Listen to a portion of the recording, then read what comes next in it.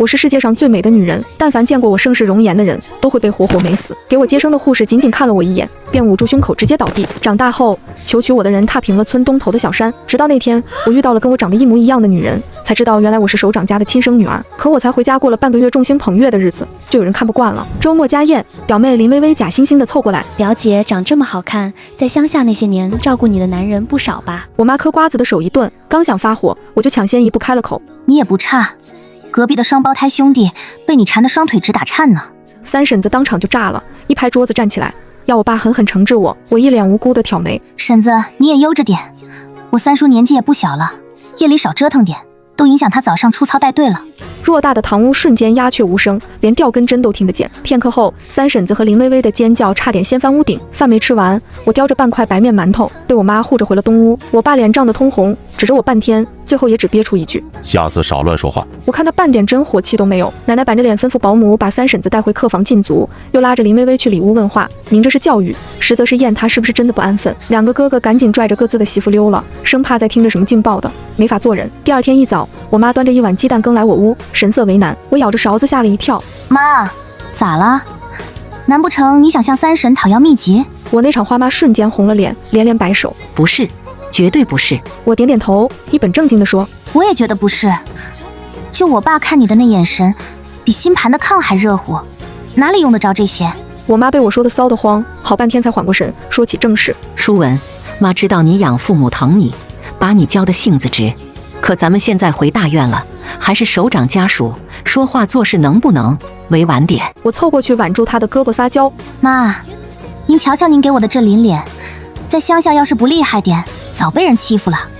那些地痞流氓、长舌妇，你不怼回去，他们就蹬鼻子上脸。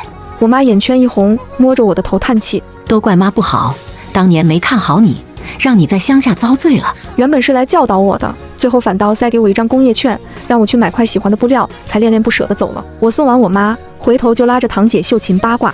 我妈没提那俩人，肯定是林薇薇那事被查实了吧？你瞅瞅这大院，看着庄重有礼节，背地里还不是一样，勾三搭四的。秀琴吓得脸都白了，赶紧捂住我的嘴。我的小祖宗可不敢乱说，这要是被人听见，要扣帽子的。我嘿嘿一笑，扒开她的手，怕啥？有我爸撑腰呢。对了，奶奶咋处置他们的？三婶子被奶奶骂了一顿，还罚她禁足1周，不许出门串门。林薇薇被查出来真跟隔壁两兄弟不清不楚，奶奶已经上过门了，说要他们选一个出来负责。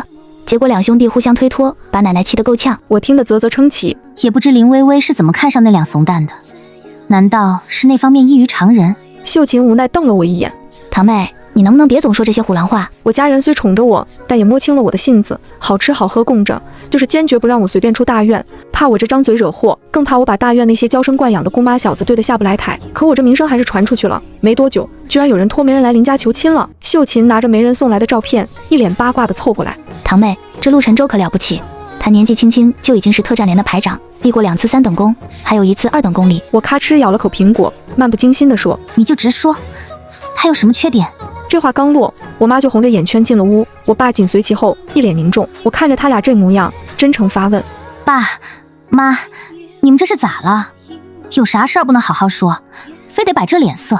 我妈拉着我的手，哽咽着说，舒文，陆排长是个好同志，就是去年执行任务时受了伤，腿落下了残疾，以后可能要一直拄拐杖，但他为人正直，又是队里的人，跟咱们家门当户对。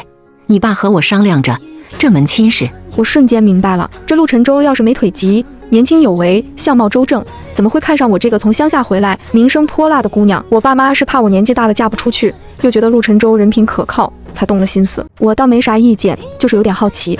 爸妈，你们打听清楚了吗？他只是腿不好用，不是那条腿不能用吧？我爸妈瞬间僵住，脸涨得通红，半天说不出一句话。这门亲事推进的异常顺利，双方家长一碰头就定了日子。3个月后，我坐着队里的吉普车嫁进了陆家小院。新婚夜，我和陆晨舟对视一眼，都从对方眼里看出了互相将就。要不是各自有短板，谁愿意凑合过日子？陆晨舟靠着拐杖坐在床边，脸色冷淡，显然是看不上我这乡下野丫头。我俩连喜酒都没喝几口，一个靠着床头沉默，一个坐在桌前啃酱肘子。没想到我陆晨舟最后竟娶了个乡野丫头。他率先开口，语气里满是嫌弃。这话我就不爱听了，把肘子骨头一扔。知道自己不幸还挑三拣四。我虽在乡下长大，却也知道人人平等的道理。历史是人民创造的，更何况好汉不提当年勇。你现在就是个拄拐杖的，在我们虎溪村，连丧偶的大婶都瞧不上你。小瘸子腿脚不利索，嘴巴倒是挺厉害。陆晨舟没想到我敢这么对他，愣了一下，随即脸色铁青。你粗鄙！我端起桌上的喜酒喝了一口，翻了个白眼。你这腿要是有你嘴一半厉害，也不至于在执行任务时受伤了。陆晨舟气得胸口起伏，差点没喘过气。我就知道，陆家给我找的媳妇好不到哪儿去。我听出他话里的委屈，非但不同情，还笑着调侃：谁让有了后妈就有后爸？你那后妈现在看你受伤失势，指不定多高兴呢。反正你也不乐意娶我，要不你认我做干妈？我爸怎么说也是个首长，保你在陆家不受气。以后你给我养老送终，咋样？陆晨舟彻底闭了嘴，转过身对着墙壁，一副眼不见心不烦的模样。我和陆晨舟虽住一个院，却分房睡。他放着宽敞的正屋不住，非要住西边的小厢房，说是清静。我啧啧两声，暗自感叹，真是装模作样的一把好手。婚前1个月，我就把陆家的门道摸得门清。陆晨舟的亲妈早逝，他爸重婚，后妈还带了个儿子。以前陆晨舟在部队风光，他后妈不敢造次。如今他腿伤在家，后妈就开始暗中使绊子，明着让保姆照顾，实则处处提醒他是个残疾人，想磨掉他的锐气，让自己儿子顶替他的位置。这招对付别人或许有用，但对我来说简直小儿科。这天半夜，我饿得睡不着，敲响了陆晨舟的房门。他拄着拐杖打开门，看见我眉头就皱成了疙瘩。大半夜的，你又想干什么？我白了他一眼。不会说话就憋着，以后要是不能当兵了，还能去公社当广播员，起码能练嘴皮子。眼看他就要关门，我赶紧伸手拦住。别啊，我错了还不行吗？我就是饿了，你陪我去厨房找点吃的，我不属你家的厨房。陆晨舟更气了。晚饭时的红烧肉和馒头，你没吃饱？那不是怕浪费，没敢多吃嘛。我胡诌一句，绕到他身后，推着他的后背就走。快走吧，你要是不陪我，我明天就去跟你爸说，你虐待我，不让我吃饱饭。我俩一路拌嘴，总算摸到了厨房。我打开橱柜，找出2个白面馒头和1块酱牛肉，刚想分他一半，就听见外面传来保姆的脚步声。我下意识就往窗户边跑，乡下练就的反应刻在骨子里，压根忘了自己是陆家少奶奶。陆晨舟反应过来时，我已经翻窗溜回了自己屋，只留他一个人在厨房，面对一脸诧异的保姆。他在部队带兵多年，什么时候被人这么出卖过？等厨妈扶着他回卧室时，我正揉着眼睛，装作刚睡醒的样子打开门。老公，你咋去厨房了？咋不叫我一起？陆晨舟额头上青筋直跳，咬着牙说：没事，半夜渴了，去倒点水。我谄媚地笑了笑，接过他手里的拐杖。夫君真是辛苦，快进屋歇着，我给你倒杯热水。陆晨舟大概是气饱了，我递过去的馒头他一口都不吃，我只能委屈的自己全造了。陆晨舟受伤后就很少出陆家小院，以前他在部队是风云人物，走到哪儿都受人敬重，如今一朝成了残疾人，他受不了这种落差，索性闭门不出，既怕被人瞧不起，也怕遭人同情。刚好身为他的妻子，我没任性，自然也没有同情，于是我扒着他的房门喊：我堂姐下周过生日，你陪我去供销社挑礼物，咱们以夫妻名义去，不然别人该说闲话了。陆晨舟在屋里看书，头都没抬。不去，我让警卫员去百货商店把货册拿来，你看着选，我付钱。他倒是会想，以为我是讲道理的人，于是我推开门，双手叉腰。陆晨舟，我给你2个选择，第一，现在跟我走，我挑礼物你付钱；第二，我就去大院散播，说你伤了根本，以后没法生娃，打算提前退伍去公社养猪。陆晨舟的脸瞬间红一阵绿一阵，猛地站起来。走，今天我倒要看看你能逛到什么时候。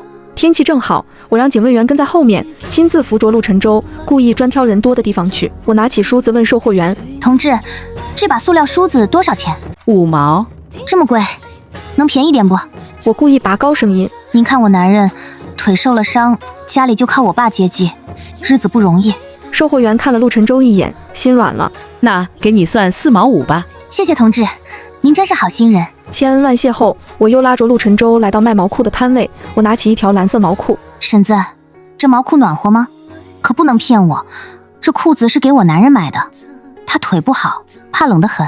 婶子看了陆晨舟一眼，立刻拍着胸脯做保证：你就放心好了，我李春兰可是10里8乡有名的老实女人，你家男人长得怪俊丽，怎么年纪轻轻腿脚就不行？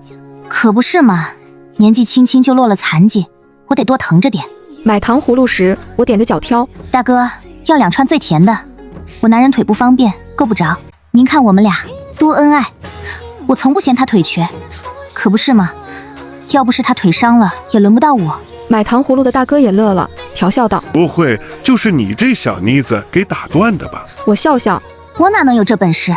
我老公厉害着呢。”回头一看，陆晨舟还是那副冷冰冰的脸，耳尖却是红透了。逛到后面，陆晨舟从一开始的羞恼到后来的麻木，最后甚至在我要买风车绑在他拐杖上时，主动选了个红色的。我好奇地问：“你喜欢红色？”他冷笑一声：“不是，这风车的声最大，我想看看能不能盖住你那张嘴。”我干笑2声，多买了几个风车，一股脑全塞他手里。不想听就别听，拿着你的风车玩去。没想到逛着逛着，我们遇到了陆晨舟以前的战友，对方犹豫了半天，才上前打招呼，眼神里满是同情。我怕陆晨舟敏感，赶紧笑着邀请：“都是兄弟，有空去家里坐坐，一起吃顿便饭。不过酒就别喝了，他现在腿脚不方便，上厕所麻烦。”陆晨舟和战友大眼瞪小眼，看向我的目光里都是无语。我才不管他们想什么呢，拉起陆晨舟就往家走。等傍晚回到家，我才一拍脑袋想起来，坏了，忘了给秀琴买礼物了。陆晨舟气的头发都要竖起来。所以你今天就是故意拉着我去外面出丑的？我揉着酸痛的腿，快别抱怨了，你全程都有人扶着，我走了1天都没说啥。算了，明天我们再去百货商店挑吧。陆晨舟气鼓鼓地抢走了我手里剩下的半串糖葫芦。陆家上下都对陆晨舟的腿疾小心翼翼，唯独我压根没当回事，既不刻意照顾，也不刻意回避，该对就对，该闹就闹。可偏偏是我的不在乎，让陆晨舟在我面前自在了不少，话也多了些。眼看陆晨舟精神头越来越好，有人坐不住了，他后妈王玉兰和二婶打着探望的名义就来小院找茬。王玉兰拎着1兜鸡蛋和几包补品，一进门就开始抹眼泪。晨舟啊，你这孩子命苦，好好的前途就这么毁了。我听得一脸诧异，还以为陆晨舟快不行了。可王玉兰抹了2把眼泪，话锋一转，看向我：“舒文啊，晨舟腿不好，你得多照顾着点儿。这些补品是我托人从乡下弄来的，既能补身体，也能滋阴补阳。你们新婚燕尔，这些都是刚需。平时也劝着晨舟多活动活动，实在不行，把他那些军功章都拿出来看看，说不定能勾起他的劲儿，腿能好得快些。”二婶在一旁陪着哭，眼神里却满是幸灾乐祸。陆晨舟被他们说的脸色铁青，却碍于身份不好发作。我嫁过来这么久，也该让陆家这些人看看我的厉害。我笑眯眯地走过去，拿起那些补品翻了翻，故意大惊小怪地喊：“妈，您这补品是从哪儿弄来的？”王玉兰愣了一下，一时吃不准我是什么路数。是我托乡下的亲戚找的。哎呦，妈您可真有本事。我立刻提高音量，拿起桌上的1包东西，对着众人晃了晃，等所有人都看清楚了，才满意开口：“这东西可不是正经乡下补品，是那些不正当关系的男女用来讨好彼此的，没点门路还弄不到呢。”说着，我上下打量了一会王玉兰，语气暧昧：“妈，您用这东西，我爸知道吗？我看我爸平时挺老实的，你要是在外头有人，可得小心点，别被发现了丢陆家的脸。”王玉兰的脸瞬间黑了，她平时对付陆晨舟都是绵里藏针的法子，从没遇上我这种直来直去的，一时竟语塞。二婶见状，赶紧跳出来帮腔：“林淑文，你胡说八道什么？当着长辈的面说这些不害臊的话。”“我害臊什么？”我笑着把那包东西扔向二婶，吓得她赶紧躲开。我妈都没急，二婶你急什么？哦，我知道了，这东西是二叔给您的吧？我故意拖长语调：“听说二叔在外面跟一个寡妇不清不楚，还偷偷给人塞粮票，这事您知道不？您这是睁一只眼闭一只眼，还是俩人各玩各的？”二婶的眼睛瞬间瞪得溜圆，眼看王玉兰要开口反驳，我赶紧又补了一句：“不对啊，妈，您要是跟二叔有啥，那可就乱套了，这陆家的门风可就全毁了。”王玉兰在陆家作威作福这么多年，头一回被人对得哭着跑走，二婶也跟着灰溜溜的溜了。我看着他们的背影，一脸莫名其妙，就这点战斗力也敢来惹我。陆晨舟靠在门框上，看着我的眼神里有惊讶，有无奈，还有点说不清道不明的情绪，唯独没有感恩。我倒是不介意，反而趁机得寸进尺：“那个，认我做干妈的事，要不咱再商量商量。”陆晨舟二话不说，拄着拐杖转身就走，那速度比平时快了不少，看来手臂力气倒是不小。晚饭时，陆晨舟的爸陆建国脸色很难看，显然王玉兰已经告过状了。他清了清嗓子，尴尬地开口：“淑文，你是林家的姑妈，又是陆家的媳妇，说话做事得有分寸，不能这么粗鄙。想想。”他话说到一半就说不下去了，大概是觉得那些话实在难以启齿，我也不跟他置气，毕竟是陆晨舟的亲爸，真把他气坏了，陆晨舟脸上也不好看。于是我端起酒杯，恭恭敬敬地说：“爸，您见谅，妈今天带着二婶来给老公送补品，我心里高兴。一是说话没个把门的，我在乡下长大，没读过多少书，说话直，您别往心里去。”说着，我眼圈一红，眼泪啪嗒啪嗒往下掉。不是我不想好好读书，实在是当年爸妈下乡把我弄丢了，在乡下没人教我规矩。要不我明天就跟我爸妈说，让他们来给您赔罪，顺便请个老师教我规矩。陆建国瞬间僵住，嘴里像塞了棉花。他哪儿敢让林家首长登门赔罪？更何况他也清楚，这事是王玉兰先挑的事。陆建国越想越气，转头就对着王玉兰骂：“你没事找事干什么？陈州的身体有专门的医生盯着，用得着你瞎操心？这些乱七八糟的东西，赶紧扔了！”王玉兰偷鸡不成蚀把米，气得浑身发抖，却不敢反驳。陆晨舟憋着笑，凑到我身边小声说：“我怎么不知道你这么会演？”我一本正经地说：“因为你眼高于顶，压根没发现我这美貌皮囊下的闪光点。”陆晨舟抽了抽嘴角：“行了，闭嘴吧。”我这人施恩忘报，第二天就找陆晨舟还人情。你起来站会儿，把拐杖借我用用。陆晨舟眼神喷火：“你说什么？”我不耐烦地让警卫员扶他坐到椅子上，自己拄着拐杖晃了晃。投我以木桃，报之以琼瑶。我帮你怼走了那些妖魔鬼怪，借你拐杖玩会儿，怎么了？我拄着拐走了2步。哎，别说，还挺有意思。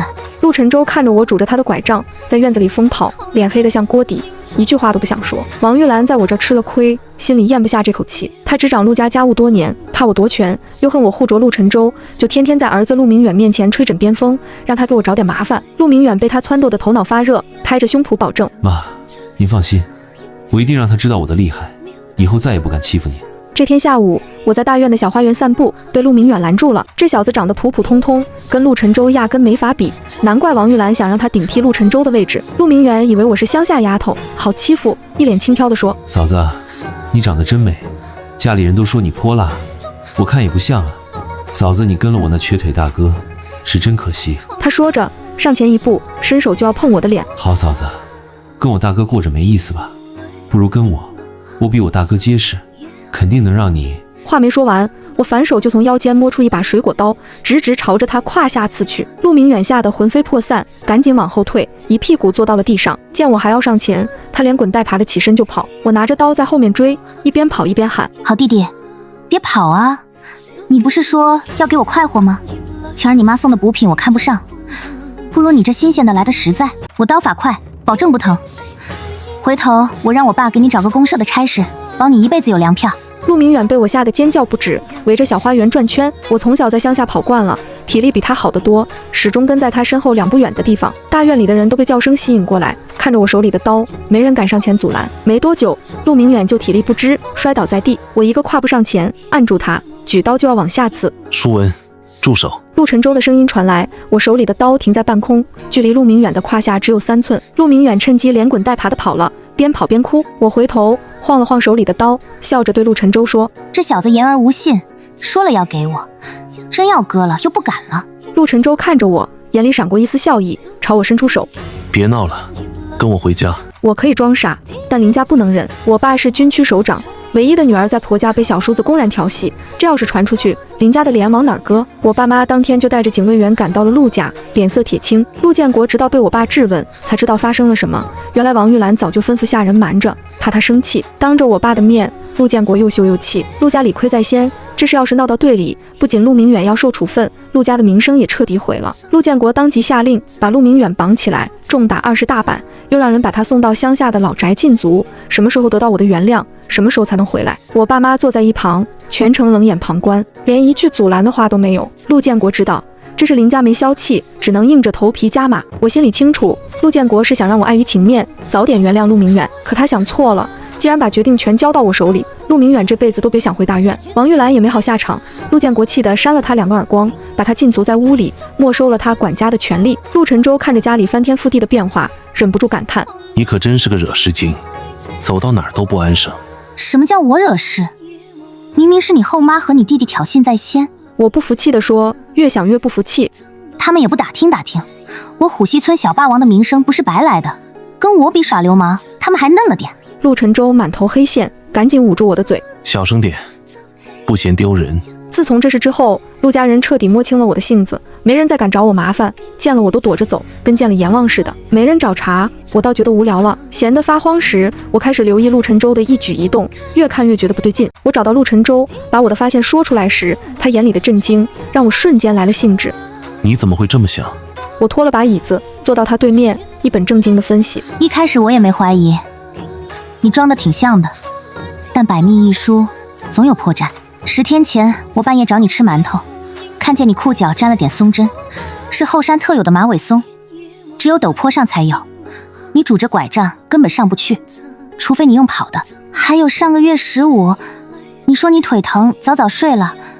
第2天，我看见警卫员帮你洗裤子，上面沾了点红泥，那是军区后山训练场才有的泥土，普通人根本进不去。还有前天晚上下了雨，你早上出门，鞋底沾了点兰花花瓣。那是部队作战指挥室后面才有的品种，专人养护，外人碰不到。我顿了顿，盯着他的眼睛。这些线索都指向一个结论，你根本没瘸。装腿伤是为了掩人耳目，结合现在大院里查迪特的事，你应该是在配合部队抓藏在大院里的内鬼吧？说完，我一脸坏笑地看着他。你都不瘸了，还拄着拐杖干什么？快起来，让我再玩会儿。他无奈地瞪了我一眼，却真的站起身，走到一旁坐下，把拐杖递给我。我拄着拐杖晃了晃，跟他谈条件。你放心，我不会出卖你，但你得答应我，等抓住内鬼，咱们就离婚。陆晨舟皱起眉头。为什么？你就这么想离婚？我耸耸肩，不以为意。不然呢？咱俩当初结婚就是互相将就，你装瘸需要个媳妇掩人耳目，我爸妈怕我嫁不出去，找个靠谱的人托付。现在你不瘸了，年轻有为，能找个门当户对的大家闺秀，我也嫁过一次了，不用被人说老姑娘。我爸妈说了，实在过不下去就回家，他们养我一辈子。你家这破事太多，我不喜欢。陆晨舟沉思了一会，抬头看向我，语气有些急。我呢？我一时没听清，下意识问道。什么？这回他认真地看向我，一字一句地说道。就连我，你也不喜欢吗？我愣了一下，视线从他面如冠玉的脸上扫过，又忍不住向下瞥视了几眼，温度悄悄爬上脸颊。我不自在地挠挠头。一般吧，不算讨厌。陆晨舟的嘴角忍不住上扬，却故意板着脸。离婚的事以后再说，我不能让你白帮忙。他抛出诱饵。等抓住内鬼，我陪你回虎溪村看看你长大的地方。你以陆家媳妇的身份回去，没人敢欺负你，还能给你养父母长脸。我眼睛一亮，立马点头，一言为定。陆晨舟笑得温柔，看向我的眼神是前所未见的深邃。等我，不会太久。1个月后的深夜，起夜的陆建国目瞪口呆地看着一身军装、身姿挺拔的陆晨舟。陈舟，我悄无声息地从背后窜出，一手刀砸晕了陆建国，装模作样地向陆晨舟行了个礼。陈舟同志，你大胆地去吧，这些无关人等，我会解决。看着一本正经的我，陆晨舟扑哧一声笑出了声。我瞪了他一眼，他很快收敛笑意，严肃向我行了一个军礼。今晚的行动，你把家门锁好，不管外面发生什么，都别开门。陆晨舟说完，转身就出了门，与在外等候的战友会合。当晚，大院和附近的公社同时行动，一张针对敌特的天罗地网正式收紧。藏在大院里的内鬼，正是陆晨舟的二叔。他借着职务之便，给境外传递部队情报，还想借着陆晨舟受伤，把自己的人安插进特战连。人赃并获，二叔一党被全部抓获，敌特的阴谋彻底破产。第2天一早，消息传遍了整个军区大院，大家这才知道陆晨舟的腿伤是假的，一直在暗中执行任务。那些当初嫌弃陆晨舟没敢跟陆家结亲的人家，悔得肠子都青了。唯独我爸脸色越来越难看，他原本都打算好，等我跟陆晨舟离婚，就把我接回家。结果陆晨舟不仅不瘸了，还立了大功，前程似锦。陆晨舟下了任务，第一时间就带着厚礼去了林家。他越是表现得和我恩爱，我爸妈就越觉得他别有用心。他们太了解我了，我不可能安安稳稳地做个贤妻良母。我爸干脆留陆晨舟吃饭，想灌醉他，套他的话。最后实在忍不住，直接问他是不是跟我合谋，想在大院里搞点事。我坐着吉普车回妈家接人时，就看见陆晨舟靠在门框上，一脸笑意。我爸则黑着脸站在一旁，我赶紧凑过去，小声问我妈：问出陆家的粮票和布票藏哪儿了吗？我妈哭笑不得地捏了捏我的脸。陈舟答应我们，以后你要是受了委屈，随时能回妈家，但他说他不会给你受委屈的机会。回家的路上，我拍了拍陆晨舟的胳膊：别装了，我爸都被你气得脸黢黑。陆晨舟笑了，握住我的手。我向部队告了假，过2天咱们就去虎溪村。我想看看是什么地方能养出你这么有意思的姑娘。我不自在地抽了抽手，没抽出来。我怀疑你在嘲讽我，但我没有证据。陆晨舟看着我，眼神温柔。出发之前，咱们得把一件事办了。什么事？咱们还没喝井酒，也没圆房，当初是将就，现在我想认真娶你，做一辈子夫妻。我想起新婚夜的互相嫌弃，忍不住笑了。可不是嘛，当初差点就成了母子。我话还没说完，陆晨舟就伸手按住我的后脑勺，低头吻了下来。吵闹、默契、心动，所有的情绪都藏在这个吻里。屋里的煤油灯被点亮，映着2鳞泛红的脸，一杯清甜的米酒醉倒了2个心意相通的人。意识迷离之际，我忍不住嘟囔：没想到你看着老实，居然这么流氓。只对你流氓。舒文，我们不是将就，是天赐良缘。第2日天刚蒙蒙亮，院外就传来警卫员轻叩院门的声音，说是部队送来了新领的布票和粮票。我裹着被子赖在床上，踹了踹身旁穿好军装的陆晨舟：快去把票拿进来，回头我去供销社扯块花布做件新褂子。陆晨舟弯腰替我掖了掖被角，宠溺又无奈。刚还说我流氓，转头就想着使唤我。他虽嘴上抱怨，脚步却没停，回来时还顺手带了个刚蒸好的白面馒头递到我嘴边：先垫垫，等会儿让厨房给你煮鸡蛋。我咬着馒头，含糊不清地哼了声：这还差不多，算你识相。阳光透过窗棂洒在他肩头，映得那枚3等功勋章发亮。